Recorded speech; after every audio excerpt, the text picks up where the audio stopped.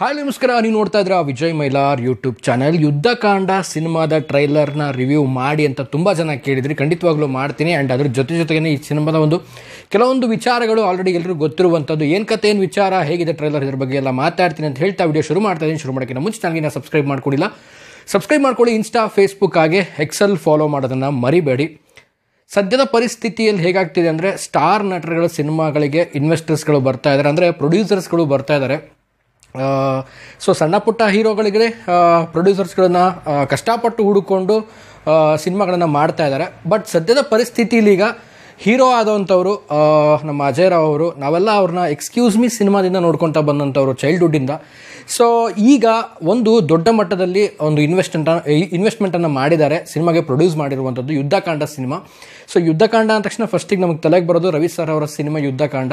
So ಈ ಒಂದು ಯುದ್ಧಕಾಂಡ ಮತ್ತೊಂದು ಹಿಸ್ಟ್ರಿ ಬರೀಲಿ ಅಂತ ಹೇಳ್ತಾ, ಸೊ ಯುದ್ಧಕಾಂಡ ಈ ಒಂದು ಸಿನಿಮಾಗೆ ಅಜಯ್ ರಾವ್ ಅವರೇ ಒಂದು ಪ್ರೊಡ್ಯೂಸರ್ ಮಾಡಿರುವಂಥದ್ದು. ಆ್ಯಂಡ್ ತುಂಬ ವಿಡಿಯೋಗಳೆಲ್ಲ ವೈರಲ್ ಆಗಿತ್ತು. ಅವರ ಒಂದು ಸದ್ಯದ ಒಂದು ಸಾಲದ ಬಗ್ಗೆ ತುಂಬಾ ಒಂದು ವಿಡಿಯೋ ವೈರಲ್ ಆಗಿತ್ತು. ಆ್ಯಂಡ್ ಅವರು ಕಾರನ್ನು ಸೇಲ್ ಮಾಡ್ತಾ ಇದ್ದಾರೆ.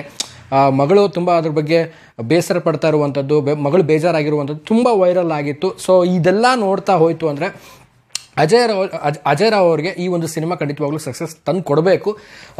ಹೇಗಿತ್ತು ಟ್ರೈಲರು, ಏನು ಕತೆ, ಸೊ ಅದ್ರ ಬಗ್ಗೆನೂ ಬೇಗ ಬಂದ್ಬಿಡ್ತೀನಿ ಮ್ಯಾಟ್ರಿಗೆ.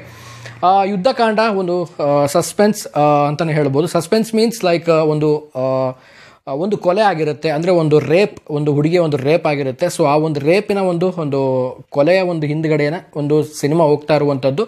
ಸೊ ಇಲ್ಲಿ ಆರ್ಗ್ಯೂ ಮಾಡುವಂಥವ್ರು ನಾವೆಲ್ಲ ನೋಡಿದಾಗೇ ಅಜಯ್ ರಾವ್ ಸರ್ ಅವರು ಆರ್ಗ್ಯೂ ಮಾಡ್ತಾ ಇರ್ತಾರೆ ಒಂದು ಟ್ರೈಲರಲ್ಲಿ. ಸೊ ಈ ಸಿನಿಮಾದ ಕತೆ ಬಂದ್ಬಿಟ್ಟು ಒಂದು ಸಸ್ಪೆನ್ಸ್ ಆಗಿ ಯಾರು ಕೊಲೆ ಮಾಡಿದ್ರು ಅನ್ನೋ ಒಂದು ಇನ್ವೆಸ್ಟಿಗೇಷನಲ್ಲಿ ಕಂಪ್ಲೀಟಾಗಿ ನೋಡ್ಕೊಂಡು ಹೋಗುತ್ತೆ.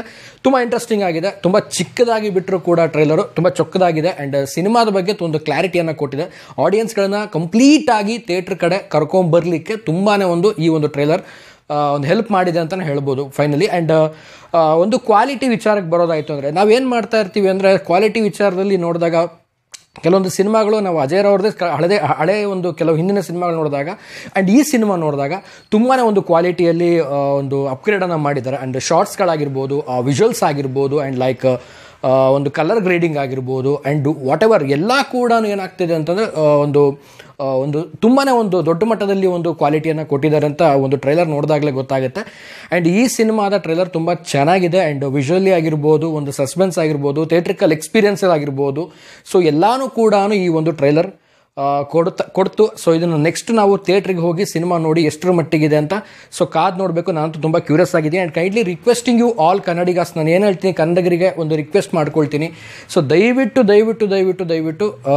ಏನಪ್ಪ ಅಂತಂದರೆ ಸಿನಿಮಾನ ಥಿಯೇಟ್ರಿಗೆ ಹೋಗಿ ನೋಡಿ. ಸೊ ಈ ಥರ ಸಿನಿಮಾಗಳನ್ನು ಬೆಳೆಸಬೇಕು. ಯುದ್ಧಕಾಂಡ ಸಿನಿಮಾ ಒಂದು ದೊಡ್ಡ ಮಟ್ಟಕ್ಕೆ ಹಿಟ್ಟಾಗಲಿ, ತುಂಬಾ ಒಂದು ಎಫರ್ಟ್ ಹಾಕಿದ್ದಾರೆ ಒಂದು ಸಿನಿಮಾದ ಒಂದು ವರ್ಕಲ್ಲಾಗಿರ್ಬೋದು, ಮತ್ತು ಸಿನಿಮಾದ ಬಂಡವಾಳ ಹೂಡಿಕೆಯಲ್ಲಾಗಿರ್ಬೋದು.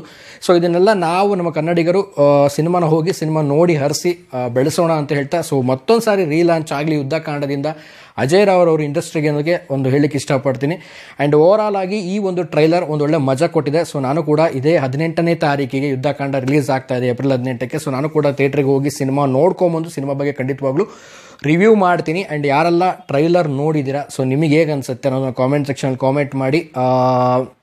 ಒಂದು ರೀತಿಯಲ್ಲಿ ಈ ಸಿನಿಮಾನ ಗೆಲ್ಲಿಸಬೇಕು. ಯುದ್ಧಕಾಂಡ ಸಿನಿಮಾ ಖಂಡಿತವಾಗ್ಲೂ ಗೆಲ್ಲಬೇಕು. ಅಜಯ್ ರಾವ್ ಅವರು ಮತ್ತೆ ಒಂದು ಸಾರಿ ಇಂಡಸ್ಟ್ರಿಗೆ ರೀಲಾಂಚ್ ಆಗಬೇಕು ಅಂತ ಹೇಳ್ತಾ ಸೊ ವಿಡಿಯೋ ಮುಗಿಸ್ತಾ ಇದ್ದೀನಿ. ಸೊ ನಿಮ್ಮ ಅನಿಸಿಕೆ, ಅಭಿಪ್ರಾಯಗಳು ಈ ಒಂದು ಟ್ರೈಲರ್ ಬಗ್ಗೆ ಮತ್ತು ಅಜಯ್ ರಾವ್ ಅವ್ರ ಬಗ್ಗೆ ಏನೇನಿದೆ ಅನ್ನೋದನ್ನ ಕಾಮೆಂಟ್ ಸೆಕ್ಷನಲ್ಲಿ ಕಾಮೆಂಟ್ ಮಾಡಿ ತಿಳಿಸಿ.